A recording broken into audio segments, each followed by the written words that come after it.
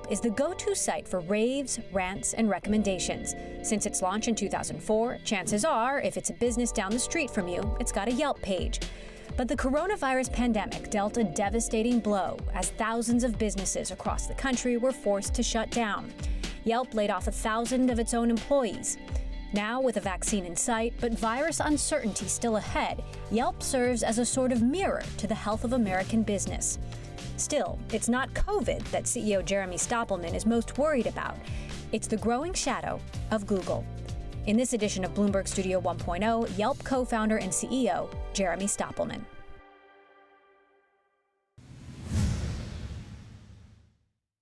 Take me back to March 2020. The pandemic hits and the lights go out literally at thousands of small businesses across the United States. As the person who runs the most prominent platform for small businesses in the country, what was that moment like for you? Probably the best word is terror. It was a scary moment, I think, obviously for America, for small businesses, and especially for Yelp, because we're a way to find great local businesses. And, the first thing crossing my mind is, are people going to still buy advertising? Like, are all businesses going to be affected or just a portion? We had gone through, I was CEO in 2008 when we had that major recession. And so I knew that Yelp as a company should be resilient, but I had never faced anything remotely like a pandemic where every business is potentially affected by shutdown. So it was a very scary moment for me and for the company. Did reviews come to a standstill? Did advertising stop? We certainly took a pretty big hit in advertising dollars as people paused their campaigns. Fortunately, we had functionality that allowed them to set a future date. And so we encouraged people to, set a resume date for their advertising months later, perhaps as the pandemic had passed, or at least when the panic would have subsided. Our focus at Yelp was really getting employees ready to work from home, getting people out of offices. This is all, kind of late February. It hit our radar as, hey, this is coming. We need to get, salespeople at home. All of our salespeople have desktop computers in an office. Like, how do we get them equipped to try and work out of their home and, keep the company running? And so there was a lot of operational challenges transitioning people to work from home and getting ready to try and adapt to this extreme crisis. So fast forward to fall, Yelp shares spike 20% on news of the early success of the Pfizer vaccine. And if everything works out, that could mean the economy opens faster. That's good for small businesses. That's good for Yelp. How optimistic are you? None of us have been through a pandemic before, so we can't know everything. But, I can't say that in the last quarter, things really had come back. Economic activity had picked up. We were seeing people starting to dine at restaurants. Obviously, with the better weather, we weren't quite into winter yet. People were returning to restaurants. Home and local services, as people spent more time at home, really has held up throughout the pandemic. We've really come back in a big way, faster than even we were hoping for. And with the vaccine potentially arriving and starting to get out there, I think we can finally say, hey, there is light at the end of this tunnel. That's been the scariest thing about the whole crisis is we had hoped that a vaccine would arrive, but actually knowing that one is there and that it's actually 90% effective, I think is very exciting. Certainly for us at Yelp, hopefully for lots of in the minds of small business owners, and the rest of the world is very happy, I think, to hear that news. So what are you expecting to see over the holidays, given that we're going into winter, cold and flu season, a potential spike in COVID cases? We're already seeing hospitalization surge, and we know that people aren't going to be traveling and out there shopping and eating out like they normally would. I mean, it's hard. I'm not currently contemplating national shutdowns where everyone is frozen in place like they were, kind of the March, April timeframe. I think people will have to be cautious, in restaurant dining will probably be curtailed or very limited depending on the situation in that particular region. But I think again for Yelp's business, a lot of it is buoyed by the home and local sector, which has done really well. As people are home, things happen. Your roof leaks, you got to get that fixed. Your toilet clogs, well, your whole family is, your kids are possibly doing their remote schooling there. You got to get that thing fixed. And so those service providers will continue to do well and will continue to spend to acquire leads from sites like Yelp.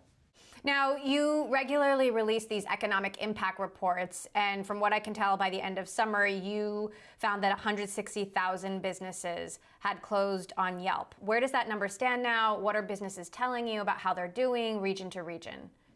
We have seen, lots of businesses reopen that were temporarily closed. I think the number is around 220,000 of the temporarily closed businesses have opened back up again, which is a great sign.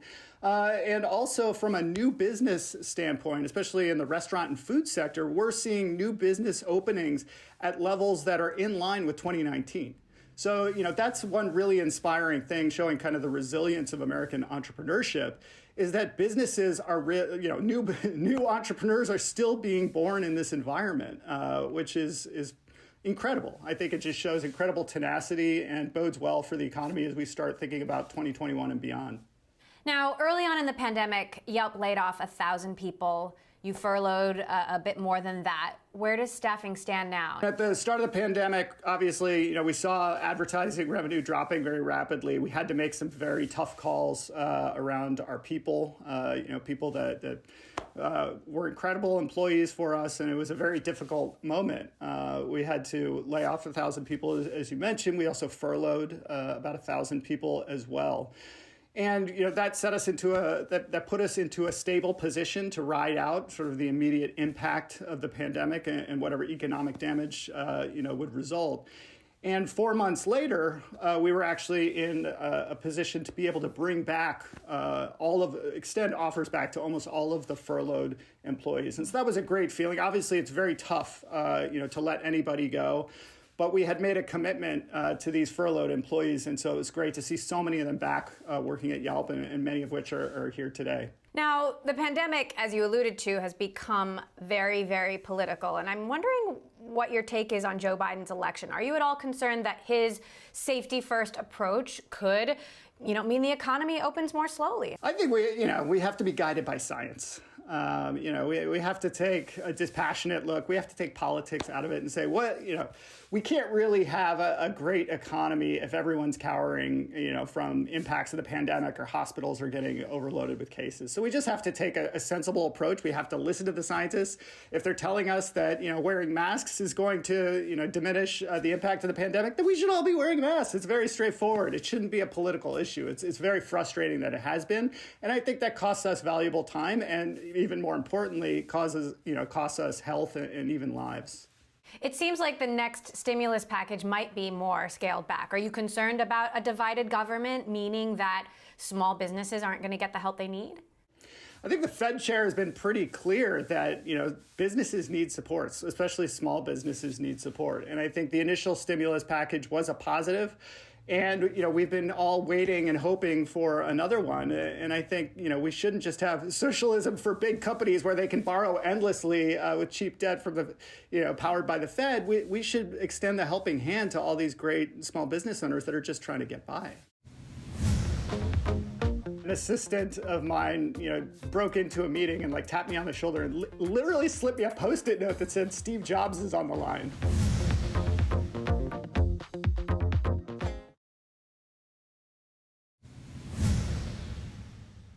We could spend a lot of time talking about old stories. You've been in Silicon Valley a long time. You were part of the early PayPal team. But there's one old story that I really do want to ask you about, which is that Google tried to buy Yelp back in 2009 for over $500 million, and you turned them down. Explain how that played out. Well, I think that Yelp was doing something really positive, which was, growing quickly, gathering all this useful information about local businesses that, frankly, no other site had. And I think Google saw that Maps was of growing importance to them and was interested in Yelp. And we initially had a partnership. But ultimately, I think, Google wasn't satisfied with that partnership and wanted to get into the business themselves. And so then, there was a back and forth where they had some interest in Yelp. But ultimately, it didn't work out. I think we saw things differently. And I think that was good. It allowed Yelp to stay independent and to grow on its own. And frankly, I think I've been able to develop as a CEO quite a bit as well. So I think it's been good for me personally. Now, as the story goes, Steve Jobs, who was obviously running Apple at the time, Google's biggest competitor, called you to convince you to turn it down. Did that really happen?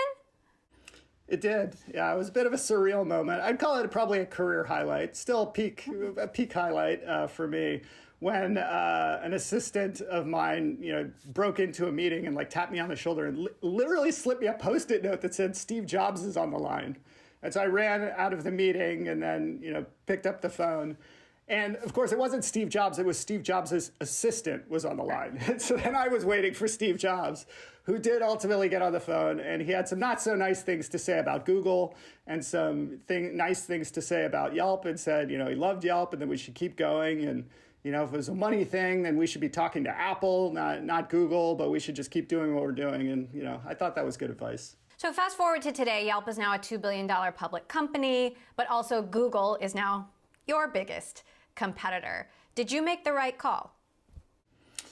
Well, I think I did. I think Yelp continues to serve on its mission, which is connecting people with great local businesses. And it's been a really rewarding journey. And I think lots of people find Yelp still incredibly valuable.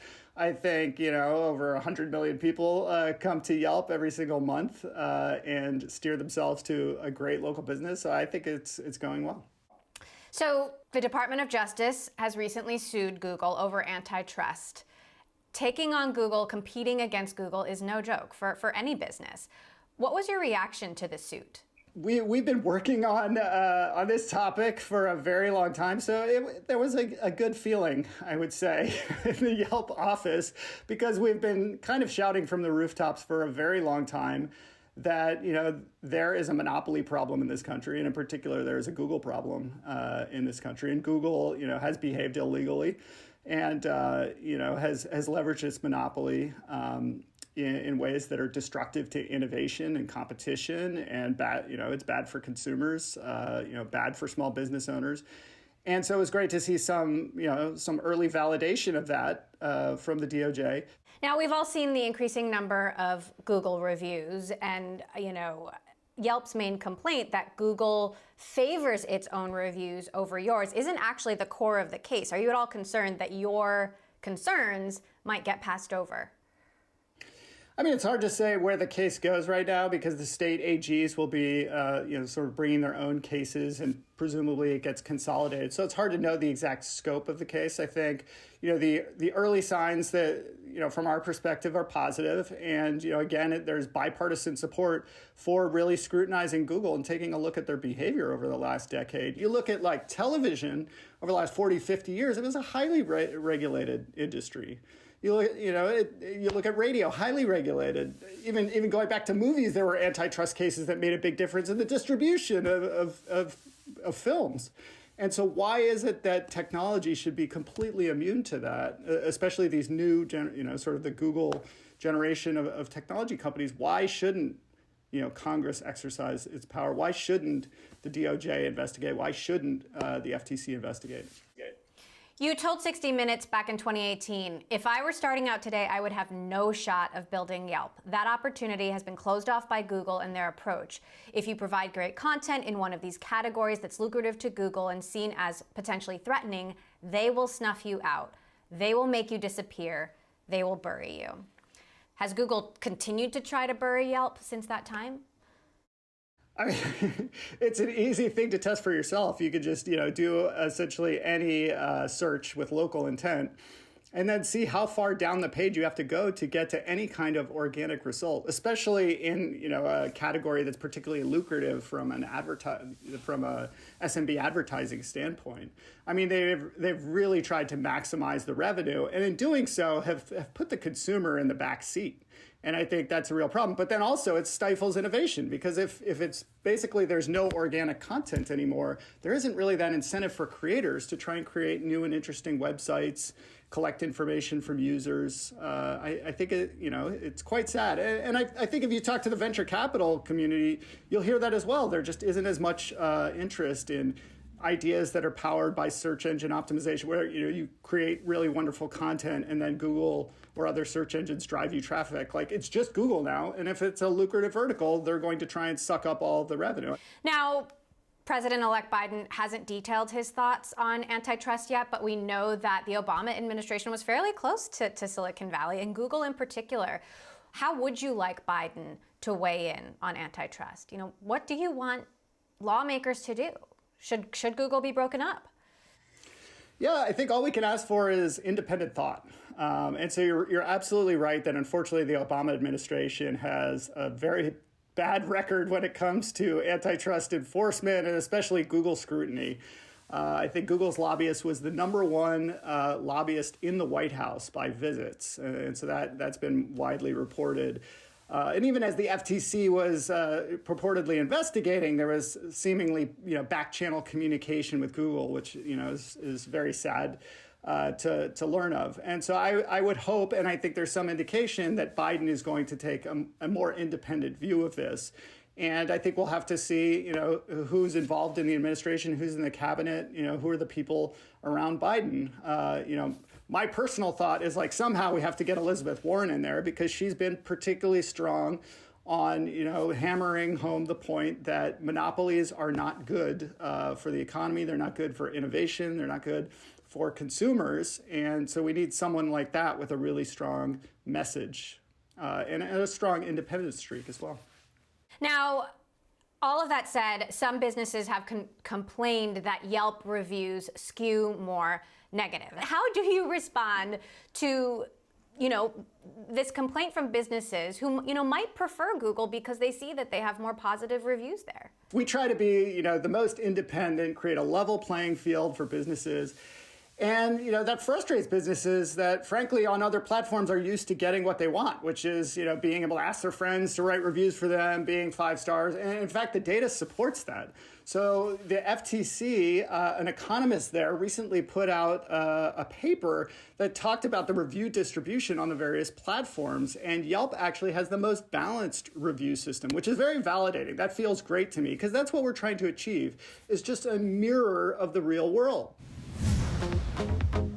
If you are a woman or a person of color in Silicon Valley these days, what's your advice? These are talented people. They do have a lot of options, so make sure you choose an option that supports you and makes you feel valued.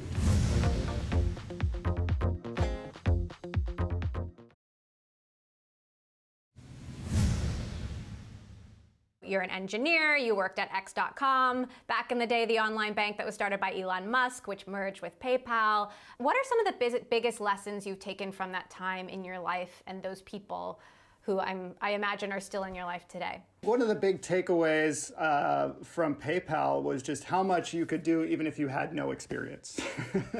And so I joined X.com, which eventually merged with PayPal when I was 22, I think. And very quickly, I became an engineering manager, maybe a year and a half later, 2 years later, and then ultimately rose into the executive ranks there on the engineering side. And thinking about it, it was kind of preposterous that those folks would give me so much responsibility so early in my career. But the fact that we somehow pulled it off and created a successful consumer brand and payment site that ended up being really critical to eBay, and then ultimately now as a payment service that so many of us use, I think validates that it's not all about experience. A lot of it is grit, determination, creativity, innovation, all of those good things. And so I've tried to bring that with me to Yelp, frankly. And we try to make sure that people have fantastic careers. We have a lot of growth from within when it comes to promotions. And we have a lot of homegrown, now senior employees. And so it's really validating to see people step up and take on more responsibility over time. Where do you fall on the importance of culture? Because it seems like there's a group of CEOs in Silicon Valley who seem to think it's important and others who seem to think it's all about growth. Well, I think you want both. I think it's hard to be a company and not have robust growth. It just fundamentally is difficult, especially in the technology industry where things change so fast. So if you're not growing, then you're probably not keeping up, and then eventually you fall over. But I think we also see that culture is important, especially in recruiting the top talent that you need to succeed here in Silicon Valley is you need to have a great culture. You need to be on top of things, what's going on in your organization. Because if you don't, somebody else will be good at that, and then people will flock to that company that is also high growth. There's always other shiny new objects out there, and so you want to deliver, I think, on both dimensions as a CEO. There's been some reporting in Business Insider that Yelp has an aggressive sales culture. What's been your response to that?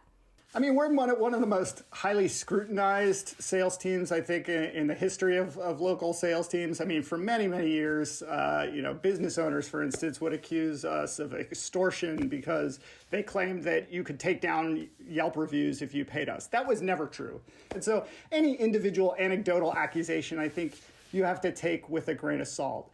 We do have thousands of salespeople, and so is every conversation going to be perfect? Absolutely not. But we have systems in place to ensure that the conversations are the ones that we expect, are empathetic, are thoughtful, and the vast, vast majority of those conversations are great. Now, I've interviewed many folks in the PayPal mafia over the years, and they all seem to agree that, very smart, but also very lucky to have each other. If you are a woman or a person of color in Silicon Valley these days, what's your advice? How do you break through if you don't have that kind of a network? I mean, I think Silicon Valley has gotten better on this dimension. I think there's a growing awareness of the need to create opportunities for people of color, for women. And so I would make sure that you're aligned with a company that does care about these things. I think Yelp is a company that does care about these things, that cares a great deal about diversity. And a lot of these companies are now publishing, annually their numbers on how are things improving. Are they making progress? Do they have something to show? And I think Yelp has consistently made progress on that dimension, and it's all public. It's published annually in our reports. And so that's probably my best advice is these are talented people. They do have a lot of options, so make sure you choose an option that supports you and makes you feel valued. Because there's so many great companies in Silicon Valley. Like, don't waste your time on someone that doesn't value you. When you look ahead, let's say 5 years from now, and the pandemic is hopefully in the rearview mirror, what is going to be the biggest source of growth? Well, I think we have a lot of opportunity to better monetize Yelp.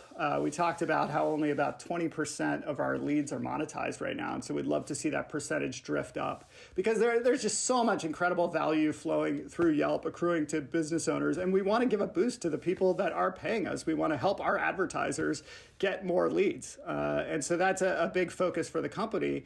And also, we just want to build out our presence in home and local in some of these areas that people may not be as aware of. Like, I think across the country, everyone knows Yelp as a restaurant site, but how do we shift that perception and really, drive home the message that Yelp is for anything that you need locally. Any service provider, any local business, you should be turning to Yelp because it has, as we talked about, the most balanced rating system, the most useful and trustworthy information. And so skip that whole Google box and just come to the Yelp app. That's a great place to end it. Jeremy Stoppelman, thank you so much for joining us today on Studio 1.0. It's been great to have you. Thanks for having me.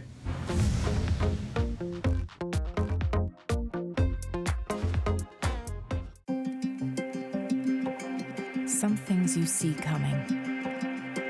Some things you don't. The trick is to be ready for anything. Pablo from Infrastructure Support is working every day to keep essential market data flowing seamlessly. We keep on, so you can keep on.